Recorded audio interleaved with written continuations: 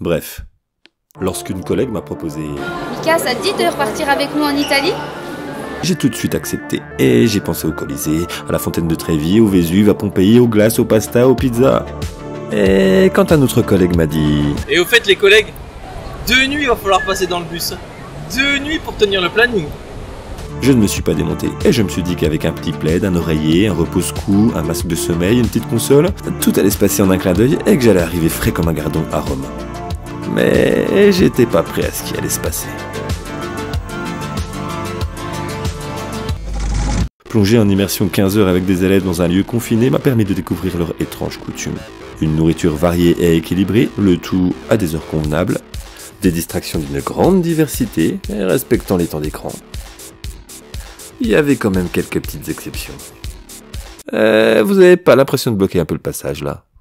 Des positions pour le moins surprenantes, des chants traditionnels entonnés de manière collective et synchronisée. Ces messieurs me disent, mettez la dans l'île, mettez-la dans l'eau, ça fera un escargot tout chaud. Et des questions qui ne revenaient pas du tout souvent. Quand est-ce qu'on mange?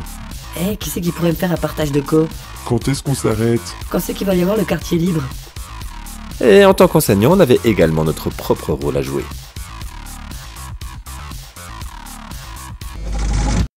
Après avoir analysé finement notre environnement proche, tiens, une caméra, bizarre, nos rituels pouvaient se mettre en place. Le passage dans l'allée du bus était une tradition bien huilée. Tel un groupe de soldats aux aguets, nous faisions des tours de garde pour voir si tout se passait correctement dans le bus. En général, tout se déroulait sans accroc, mais de temps en temps, certains tombaient sur une tuile et mettaient plus de temps à revenir.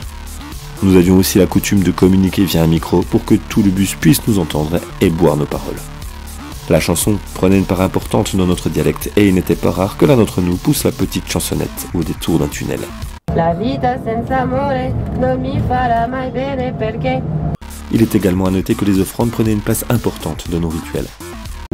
Per fare l'apéro, hein? Pour finir, nous avions notre livre de référence, appelé le livret infini par les élèves. Et dès qu'il y avait un temps mort, nous prenions un malin plaisir à leur faire sortir cet ouvrage sacré.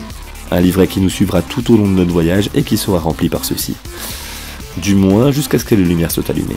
Car oui, ce voyage allait prendre une toute autre dimension avec l'arrivée de la nuit. La nuit tombée et je m'apprêtais à passer une nuit de sommeil bien méritée. Mais c'était sans compter les quelques imprévus que je n'avais pas anticipés. Du coup, je me suis réveillé à 23h32 avec des rires d'élèves. À minuit 28 avec des odeurs de fumier qui émanaient dehors.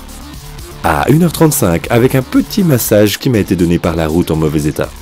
À 1h44 avec des belles lumières d'un tunnel. À 2h01 avec la première pause pipi.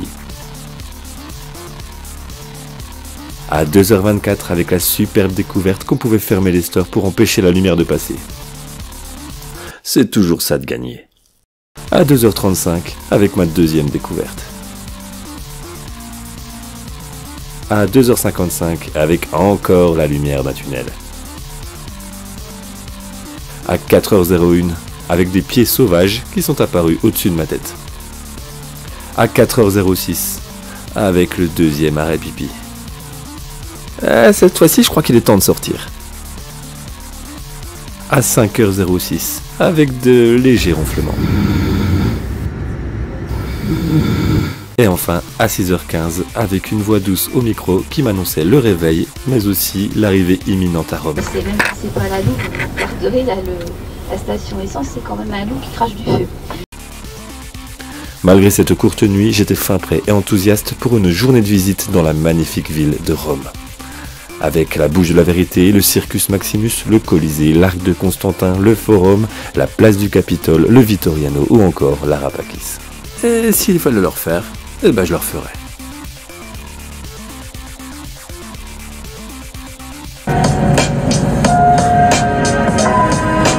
C'est un son sans protestation, ni de gauche, ni de droite, ni noir, ni blanc, ni vrai, ni faux, ni oui, ni non. Parler d'amour, c'est déjà fait. Parler de la mort, ça m'effraie. Je veux pas parler faux ados, ni parler des interdits aux petits, non, non.